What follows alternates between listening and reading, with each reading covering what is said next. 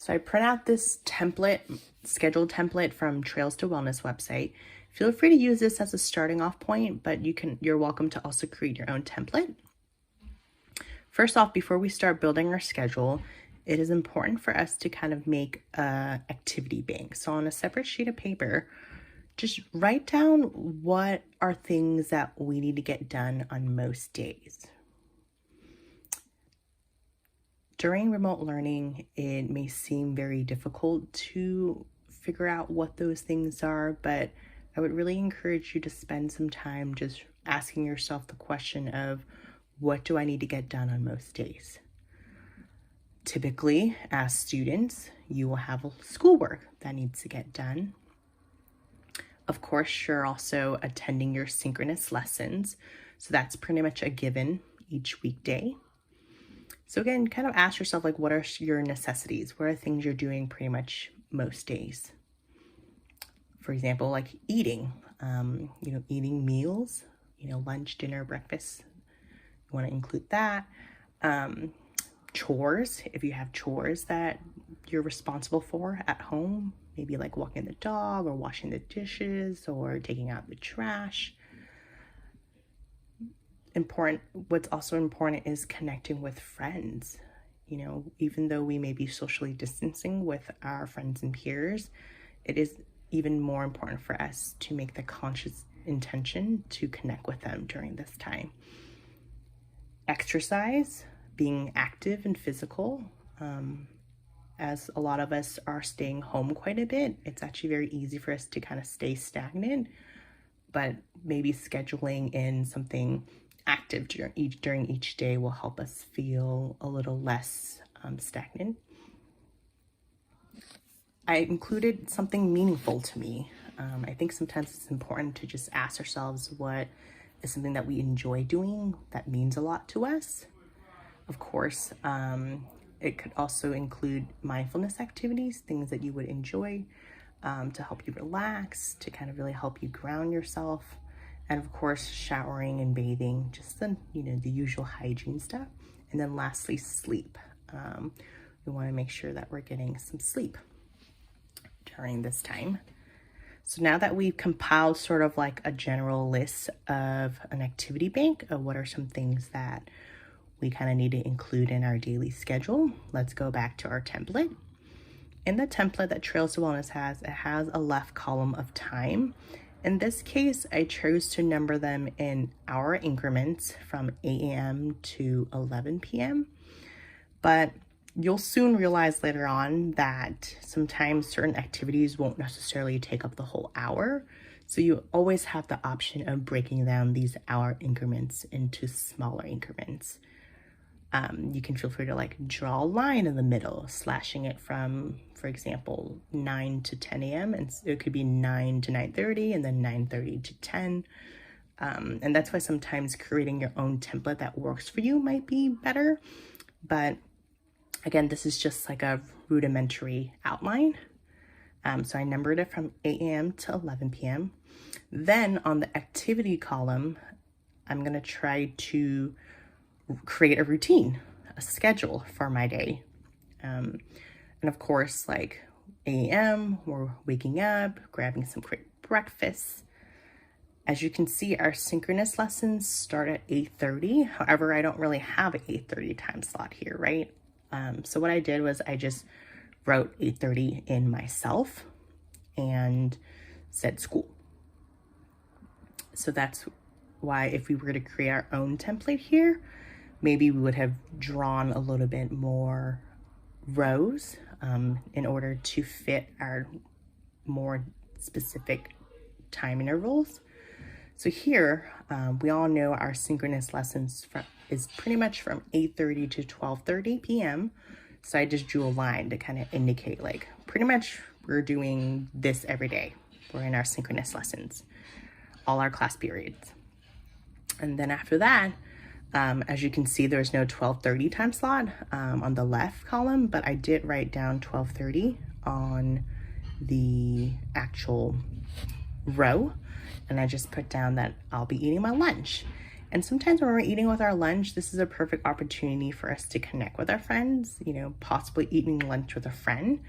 Depending on your comfort level, you can always invite your friend to your backyard and have like a socially distanced lunch. Or, FaceTime them. That way you're still able to see each other and chat while you're having lunch. So I did put on my schedule that I'll FaceTime with a friend during lunch. And then, as you can see, I kind of broke down the time intervals even more specifically. For example, 1:30 to 1:45 p.m., I'm going outside and walking down the block.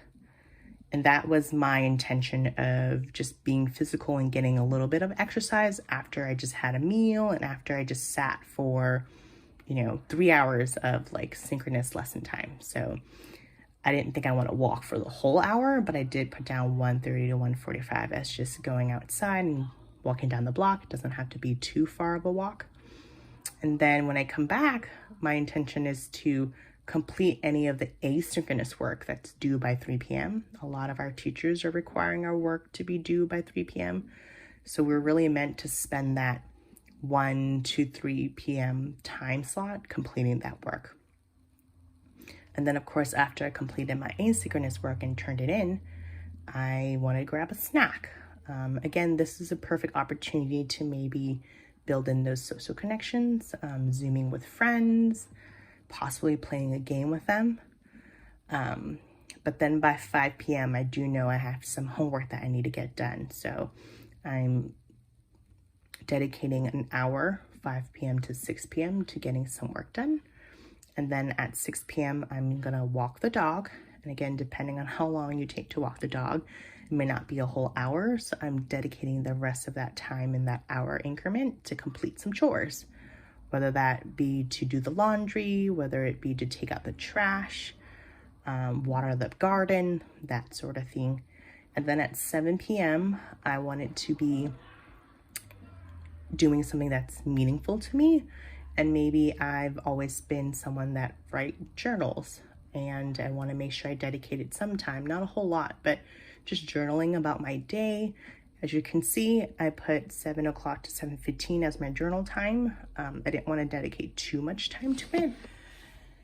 And then I might not have completed my homework in that hour increment that I gave myself before. So I'm just dedicating the rest of my 7 to 8 p.m. hour to homework. And then my family, we eat dinner pretty late. So we tend to eat dinner at 8 p.m. So 8 p.m. is my dinner time. And that is also a time I really try to dedicate and spend time with my family. So I know sometimes it doesn't take us an hour to eat dinner, but even if I were to complete dinner before 8 p.m., I might use that time to just stay in the dining room, chat with my family, maybe, talk about our days and how we're doing. Sometimes we'll watch like an episode of a TV show together or watch the news together, but sometimes news can be kind of depressing. So we try to stay away from the news and watch a movie instead, or watch some funny YouTube videos that's going viral. And then after dinner, I wanted to again spend some time being intentional about mindfulness. It's been a long day. It's 9 p.m. I'm tired, and it might be nice to just spend some time meditating. And then if I really do have a lot of homework left over, I will dedicate the rest of that time to finishing my work. Of course, this all depends on your workload, right? Your schedule might not look exactly like mine. You might actually need to dedicate more time to your schoolwork if you're getting a lot of it. But really my examples should just demonstrate that we want to make sure we're planning breaks in. We want to make sure that we're not just doing work the whole time. We're doing other things too, like relaxing, doing something that's meaningful for us, being active. In my example, by 10 p.m., I am relaxing, doing something soothing, and just showering, and then eventually getting ready for bed at 11. So that's kind of my typical bedtime. But I know for some students that may not always be it. But again, your schedule may not look exactly the same as mine, and it's not meant to look like mine's, but I'm really just trying to encourage you to plan out a schedule that is helpful for you, that helps you feel productive, and that you feel like you're getting all the things that you need to get done. In this template, it also has a reward row. There's a row for a reward. So for example, I put down if I get 50 check marks this week, I will hang out with my social bubble this weekend. So typically during my week, I'm not necessarily seeing people or friends and that sort of thing, but I tell myself, like, if I do get 50 check marks this week and I'm able to accomplish majority of what I set out to accomplish during my week, I will hang out with my social bubble this weekend. If, you know, with my social bubble, I'm comfortable with that, so I will put that as a reward. But you can always put something else as a reward. You can increase the check marks. You can say if I get, you know, 70 check marks or even 35, I will get to have an ice cream sundae on Friday night, or I get to watch a movie together with my family. So as you know, so throughout the week, you'll just check off what you have done. And it's just really satisfying sometimes to see the check marks, to see like, hey, I got all these things done. I have a routine now. I know what's expected of me. So sometimes the schedule is really important. So I hope that this video helps you.